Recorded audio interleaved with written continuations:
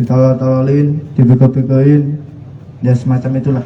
Sakit hati disebut tukang keamatiran, kronologi debunuh dosen UIN Raden Mas Said di Sukoharjo. Sakit hati menjadi motif pelaku berinisial D membunuh dosen UIN Raden Mas Said Surakarta, Wahyu Dian Silviani di Sukoharjo, Jawa Tengah. Pembunuhan itu berawal saat korban meninjau rumah miliknya yang sedang dibangun pelaku bersama 3 temannya di Desa Tempel, Kecamatan Gatak. Pelaku sedang memasang batu bata di rumah tinggal korban tersebut. Pelaku D, bersama rekan kerjanya 3 orang, terang Kapolres Sukoharjo, AKBP Sigit, Jumat tanggal 25 Agustus tahun 2023. Dan saat itu, korban meninjau rumah miliknya yang sedang dibangun oleh pelaku, tambahnya.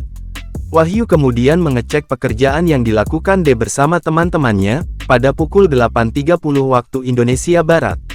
Saat itulah, korban mengucapkan kata-kata, seperti yang diingat pelaku, tukang keamatiran, dan membuatnya sakit hati. Mas, sakit hati karena apa, Mas? Korban kenapa? Karena kerjanya jelek, ditolol-tololin, dibego-begoin, ya semacam itulah. Anda dikatain jelek gitu kerjanya? Ya. Pelaku dendam karena merasa sudah bekerja dengan baik, sehingga merencanakan untuk membunuh si dosen. Pelaku sempat tidak berani untuk menghabisi korban, selang 2 hari tepatnya, Rabu tanggal 23 Agustus tahun 2023 malam, pelaku sudah berniat untuk menghabisi nyawa korban, terangnya. Pelaku kemudian mengenakan sarung tangan medis serta memakai buff yang menutupi wajahnya untuk melancarkan aksinya.